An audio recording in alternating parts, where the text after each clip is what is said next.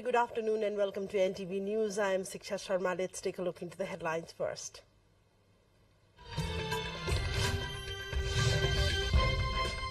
Prime Minister Dahal to expand his cabinet today. New ministers to be sworn in at 3 p.m.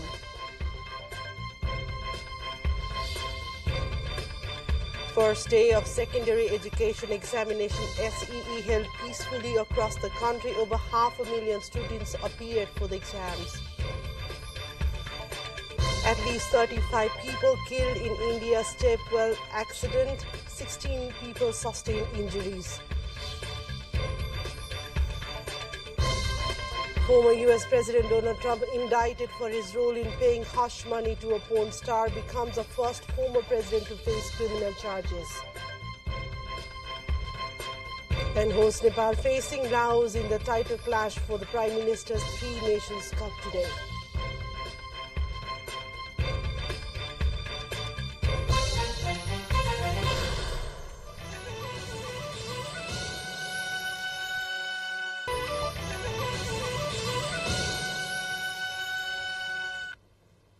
Welcome back to NTV News. We take a look into news in detail now. Prime Minister Pushpa Dahal is likely to expand the cabinet today. The office of the President in Sheetal Niwas said the new ministers are being sworn in at 3 p.m. today. Prime Minister Dahal is expected to expand the cabinet as soon as the political parties in the ruling coalition submit the names of the ministers. An agreement has already been reached on the distribution of ministries, according to which it has been agreed that Nepali Congress will take 8 ministries, CP and Mao Center will take 5, CP and Unified Socialist and Janta Samajwadi Party JSP will take 2 ministries each, while other remaining parties in the coalition have decided to take 1 ministry each. The Election Commission, meanwhile, has endorsed and published the final name list of voters for the by-election to be held on April 23.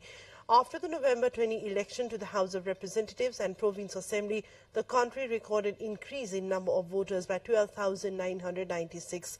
The by-election is being held at constituency number 2 of Chitwan constituency and the constituency number 2 of Bara and constituency number 1 of Tanahu. Information to this was shared in a press release issued by the Commission spokesperson Shaligram Sarma Paudel on Thursday. The secondary education examination SEE 2079 has started from today. More than 500,000 students sat for the first day of examination from across the country. Students attended exam for compulsory English, while the students from Sanskrit stream took exam for compulsory Sanskrit language and literature and compulsory Nepali. The SEE exam will run till April 12 across a total of 2,037 registered examination centers. This year exam is going to be the last on the base of old syllabus. Therefore, by the next year, 2080 Bikram Sambat, the examination will be held under the new one. According to the National Examination Board Chairman Mahashram Sarma, first day of exam has concluded with in a peaceful manner all across the country. Students appeared for compulsory English subject on the first day today. This year, one exam center has been set up in Japan, where 14 students are sitting for the examination.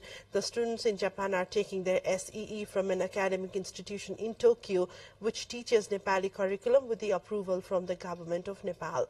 Bagmati province has the highest number of SEE examinees with 106,959 students, while Karnali province has the least number of 41,329 SEE students. 50 visually impaired students have also attended the examination this year. And let's take a short break here. More news follows up next. Do stay with us.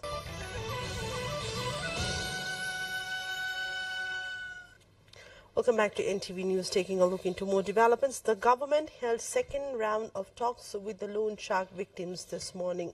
The negotiation team, under the coordination of Home Ministry Joint Secretary Rudra Devi Sharma, held talks with the loan shark victims for the second time at the ministry this morning. The high-interest money lending victims have submitted their demands to Sharma, the negotiation coordinator, on behalf of the government team. The victims have demanded that an empowered high-level commission should be formed to solve the problem immediately. The current statistic shows the rise in COVID infection cases across the country. According to the latest update issued by the Ministry of Health and Population, 915 samples were tested and 42 people were confirmed positive to the virus. Currently, 123 active cases across the country are reported. Following the rise in infection, the vaccination campaign has been given priority.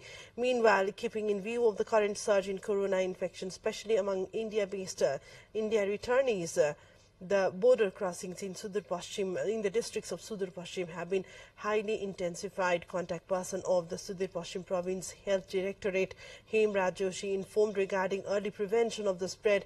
The border crossings have been tightened. So far, 58 returnees from India were confirmed with COVID infection in the month of March alone. Tests are launched at Chulaghat, Phulghat, Jaulijibi, Gadda Chowki and Trinagar in the Sudur Pashchim that borders with India. As the new year is approaching, there has been an increase in the number of cases as people are returning home from different checkpoints from India. As there is the impact of westerly winds in the country, partial to normal change in the weather in some areas of the country is likely in the afternoon today, according to the Weather Forecasting Division of the Department of Hydrology and Meteorology. The division said that light rain along with wind and thunder is expected in some places of the country. It is said that some parts of the high hills and mountainous regions would also witness snowfall as well. Currently, the weather in Gandaki, Karnali, Lumbini and Sudur Pashchim provinces is cloudy, while the weather is clear in rest of the areas of the country. Later today, there is a possibility of sporadic rain in Kathmandu Valley. And let's take a look into yet another break with us for the international developments. Welcome back to NTV News Towards International Update, where at least 35 people were killed and 16 were injured after a roof of a stepwell collapsed in central India. The incident occurred as devotees gathered at a temple in Indore to celebrate the Hindu festival of Ram Navami on Thursday. At least 75 army and rescue personnel worked through the day to remove the debris using ropes and ladders to pull out people who had fallen into the well, the local media there reported. Donald Trump has been indicted by a Manhattan grand jury after a probe into hush money paid to porn star Stormy Daniels, becoming the first former U.S. president to face criminal charges, even as he makes another run for the White House. The charges arriving from an investigation led by Democratic Manhattan District Attorney Alvin Bragg came as Trump seeks the Republican nomination to run again in 2024. He indicated in a statement on March 30 that he intended to remain in the race. In a statement, Trump said he was completely innocent. The specific charges are not known yet, and the indictment will likely be unsealed by a judge in the coming days. Trump will have to travel to Manhattan for fingerprinting and other processing at that point. Finland will become the 31st member of the NATO after Turkey's parliament voted to approve its application. Turkey had delayed Finland's bid to join the West's defensive alliance for months, complaining the Nordic nation was supporting terrorists. Sweden, which applied to join NATO at the same time last year, is still being blocked by Ankara over similar complaints. Any NATO expansion needs the support of all its members. Finland will now be formally admitted into NATO at its next summit taking place in July in Lithuania. A quick look into the highlights of what's coming up next.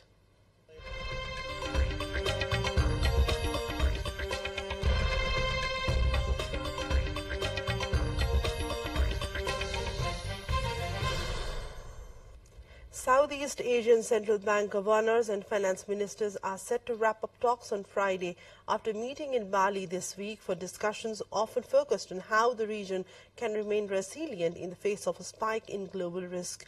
The gathering of finance leaders from the Association of Southeast Asian Nations, ASEAN, comes amid a backdrop of recent global banking turmoil after the collapse of Silicon Valley Bank and the bailout and takeover of Credit Suisse. Financial deputies meeting earlier this week put forward a proposal that countries in the region increase the use of local currencies for trade or investment in order to reduce dependency on currencies such as the US dollar. At a meeting on the sidelines of the event, the central bank governors of Indonesia and the Philippines said their banking systems were resilient and that stricter regulations were in place to prevent a repeat of the Asian financial crisis in the late 1990s. A Florida aquarium has reached a deal with animal welfare advocates to release Lolita, a 2,268 kilograms killer whale held in captivity for more than half a century. Officials said on Thursday the Miami Aquarium said it had reached a binding agreement with the non-profit Friends of Lolita to return the whale, who recently retired from performances, to an ocean habitat in the Pacific Northwest within 2 years. Lolita, a 57-year-old orca captured in 1970 in a cove off Seattle, is also known as Toki, a name that is short for the whale's Native American name of Tokitae. The Miami Herald reported Lolita, once a top attraction at the aquarium, was retired from shows in March 2022 after management changed hands. The push to free Lolita gained momentum after the 2013 documentary Blackfish highlighted the captivity of orcas. It's time for sports now.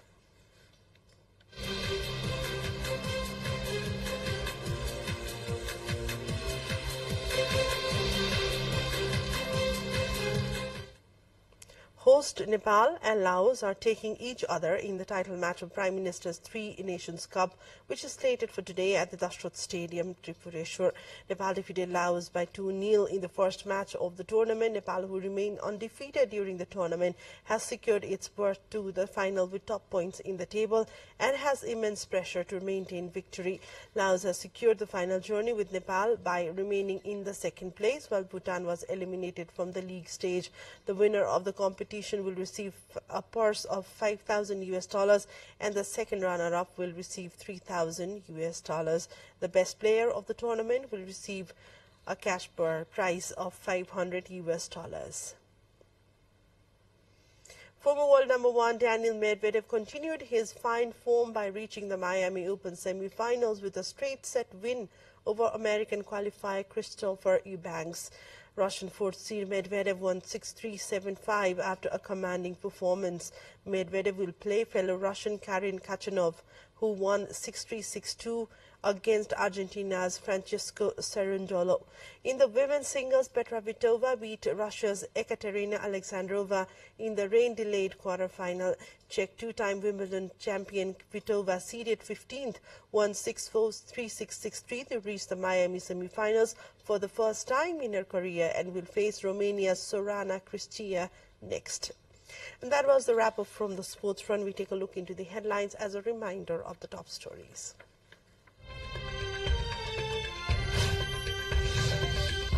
Prime Minister Dahal to expand his cabinet today. New ministers to be sworn in at 3 p.m.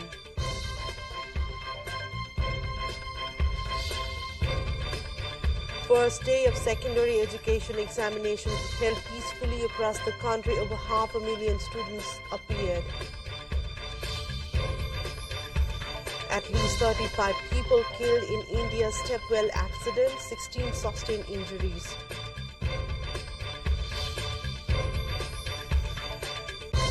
Former U.S. President Donald Trump, indicted for his role in paying hush money to a porn star, becomes the first former president to face criminal charges. And host Nepal facing Laos in the title clash for the Prime Minister's Three Nations Cup today.